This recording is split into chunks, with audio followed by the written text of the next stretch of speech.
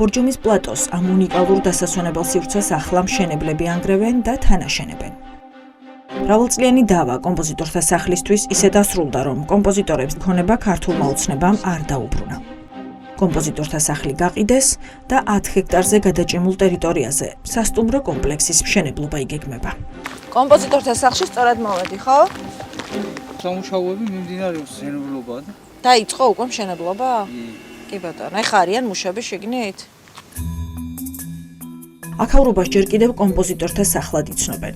ჭიშკარზე შემორჩენილია ორნამენტები, რომლებიც აქაურობისა და მუსიკის კავშირზე მიუთითებს. ეზოში შესვლა კერძო მესაკუთრის გაჩენის შემდეგ აღარ შეიძლება. ამიტომ აეროგადაღების კამერით ვათვალიერებთ, რა ხდება ტერიტორიაზე, სადაც გასულ საუკუნეში ცნობილი ქართველი კომპოზიტორები ჩადიოდნენ, ისვენებდნენ და მუსიკას წერდნენ. ეს სატვირთო ავტომობილი მალე იმ ნარჩენებით დაიტვირთება, რომელიც კომპოზიტორთა სახლის დემონტაჟის შედეგად დარჩა. ჩვენს მიერ მოპოვებულ ნასყიდობის ხელშეკრულებაში ვკითხულობთ, რომ ინვესტორის შესვლის მომენტში ადგილზე 20 ნაგებობა იყო, მათ შორის 8 კოტეჯი და სხვა დამხმარე შენობები. ახლა კი თვალნათლივ ჩანს, რომ დარჩენილია მხოლოდ კომპოზიტორთა დასასვენებელი სახლი და 1 კოტეჯი. ადვილი გასარჩევია ადგილები, სადაც მანამდე სხვა ნაგებობები იდგა. კომპოზიტორთა სახლზე მინდა გკითხოთ. გაიყიდაო ამბობენ და თქვენ რა იცით?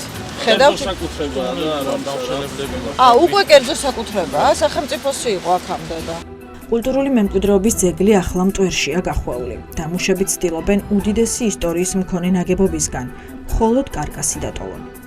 ინვესტორს აქ სხვა გეგმები აქვს. არანაირად მაგის ნებართვას და ეხლა რა ვიცი რა ხდება. ეხლა რა შეიცვალა ნეტა? თავრობა. თავრობის განკარგულებით მოხდა, ხო? მე ხარ მიმიშვენ და ვიცი, ვინ მიცა მაგის ნება და რა მიცა რა გითხრა. კარგია ეს ამბავი თქვენი აზრით? რა თქმა უნდა, არ არის კარგი, როგორ არის კარგი ეს. კომპოზიტორთა კურორტი, სადაც ისტორია ხვდება ჰოლისტიკურ მედიცინას. ეს არის სლოგანი, რომლითაც წიწვოვან ტყეში ჩაფლულ რეზიდენციებს კომპანია პეტრა ჯგუფი წარადგენს და გაყიდის.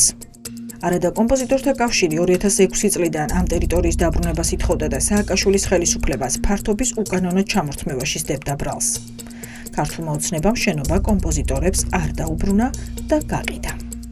თქვენთან შეთანხმებით მოხდა ეს ყველაფერი? თქვენთან შეთანხმებით არ. ქართულმა ოცნებამ აღარ დაგიბრუნათ მერე? რატომ?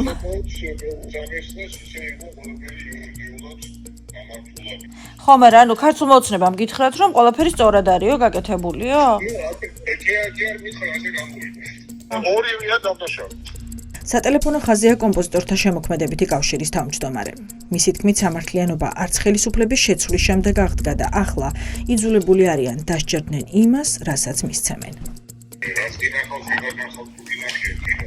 აი გოგიას რა ის სამფეხიო კომპოზიტორებს რა უნიკალური ლანდშაფტი, მასზე დამაგრებული შენობა ნაგებობებით 7,20,000 ლარად გაიყიდა. ეს იმას ნიშნავს, რომ 1 კვადრატული მეტრი ინვესტორს 72 ლარად, ანუ $26 მისცეს. ფასის არარეალურობა გვაფიქრებინებს, რომ თავრობის განკარგულება საგანგებოდ ამ კომპანიაზე იყო მორგებული. პეტრა ჯგუფის იურისტთან ინტერვიუ ჩვენს ვარაუდს სრულად ადასტურებს. ახლა 2023 წლის გაზაფხულზე კომპანიამ თვითონ მიმართა მთავრობას ინიციატივით, რათა პირდაპირ მიყიდეს გზის საინვესტიციო ვალდებულებებით მომხდარიყო ამ ობიექტის კომპანიისთვის საკუთრებაში გადაცემა. შესაბამისად, მთავრობის განკარგულების გამოცემაც მოხდა კომპანიის წერილობითი მიმართვის საფუძველზე. კომპოზიტორთა სახლი ბორჯომის პლატოზე ღარიბაშვილმა ისე გაყიდა, რომ პროფილის შენარჩუნების ან რაიმე სხვა მსგავსი ვალდებულება თან არ გააყოლა. კომპანია, რომელმაც ეს ქონება შეიძინა, ქართული ოცნების შემომწირველია. ოლიგარქის პარტიისთვის მათ ჯამში 200,000 ლარი აქვთ ნაჩუქარი. თვითონ ამ ობიექტში პირველ სართულზე არის საკონცერტო დარბაზი, სადაც ყოველწლიურად ჩატარდება კონცერტები. თუ ჩვენ იურიდიულ ვალდებულებებზე ვსაუბრობთ, მსგავსი ვალდებულება, რა თქმა უნდა, ხელშეკრულებით კომპანიას არ აქვს. ეს კეთილი ხედვა ერთი უშუალოდ კომპანიის კომპოზიტორთა კავშირის თავმჯდომარესა და კომპოზიტორებს ახლა სხვა რამეს შეაჯერებენ. ხელისუფლება არწმუნებთ, რომ მთავრობამ უზრუნველყო და ვისაც დასვენება მოუნდება სასტუმროში ფასდაკლებით ისარგებლებს. თუმცა პეტრა ჯგუფში ამბობენ, რომ ეს ასე არ არის. გითხრეს, რომ საკონცერტო დარბაზი თქვენი იქნება, ყველგან იქნება ინსტრუმენტები, თუმცა ისე არ არის რა ფერი და 40%-იანი გვექნება შეღავათი ცხოვრებაზე, კავშირის წევრებს და ყველგან სადაც ვინმე ერთი ლაგიძე, წინსაძე თუ ცხოვრობდა ის გაგრული იქნება ყველაფერი 10 კოტეჯი იყო, ამან მითხრა მე ველაპარაკე მაგაც და მითხრა რომ 10 კი არა 20-იც იქნება და მეტი კოტეჯის და თუ რაღაცა დაგეხმარებით კოტეჯები, რომლებისთვისაც კავშირის ახლანდელ თავმჯდომარეს კომპოზიტორთა სახელების დარქმევა უნდა აღარ არსებობს. ინვესტორს მარკეტინგული გათვლებით მხოლოდ სასტუმრო ნომრებისთვის აქვს გადაწყვეტილი სხვადასხვა გამოჩენილი ადამიანის სახელის მინიჭება. თუმცა აქაც ხაზს უსვამენ, რომ მათ ამის ვალდებულება არ აქვთ და კომპლექსი რეალურად სამკურნალო დასასვენებელი სივრცე იქნება. ესეც კომპანიის ხედვა, ესე ვთქვათ, არავითარი ვალდებულება და ხედვით ალბათ. თავისთავად ხა ალბათ ყოველთვის უფრო მიმზიდველი იქნება დია ყანჩელის აპარტამენტში დარჩენა კომპოზიტორთა სახლში, ვიდრე რაღაც უბრალოდ სასტუმრო ნომერი 707-ში სიტყვას.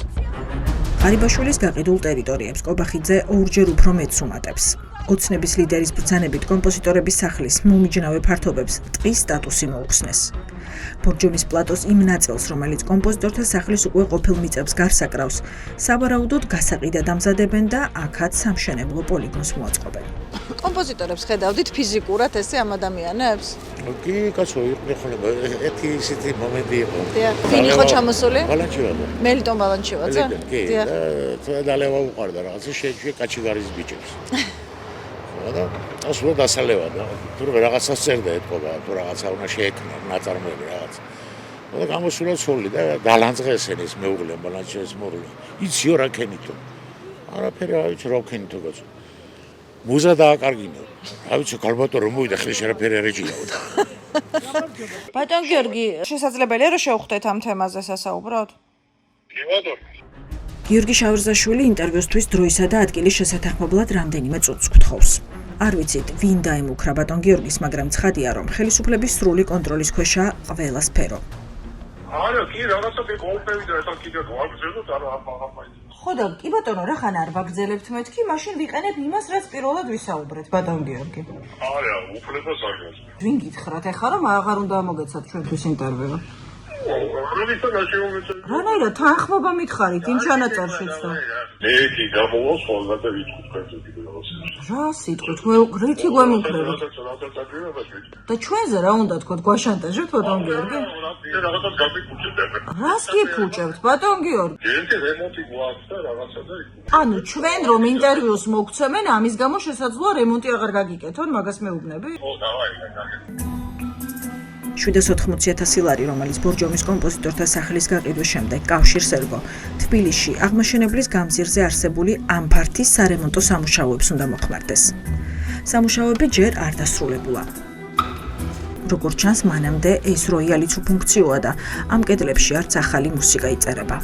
Они этот к ближе вечером приходят. вечером Да. целый день нет их Нет. დღის ბოლოს შემოვლის მიზეზი მუსიკა ვერ იქნება. სავარაუდოდ კომპოზიტორთა კავშირის თავმჯდომარე შესრულებული სამუშაოების დათვალიერების გარდა მოიჯარეებთან შესახვედრადაც მოდის. ამათ დაიქირავეს ეს ხო რესტორანი. მაგრამ ამათი ფართია ხო კი, დიახ. და ეს ინდური რესტორანია შემოსული ახლა კი, კი. კომპოზიტორების ქონების ერთი ნაწილი ინდურ რესტორანზეა გაქირავებული.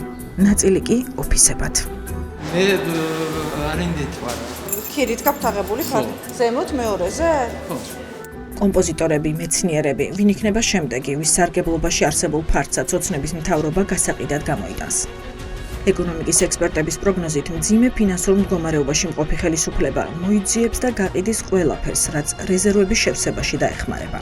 კორუფციის მკვლევარებს კი აქვთ მოლოდინი, რომ ყველა ელექტრონულ აუქციონს ოცნებასთან დაკავშირებულ ბიზნესს მოარგებენ, რითაც პარტიას პოტენციურ შემომწირველებს შეუნარჩუნებენ.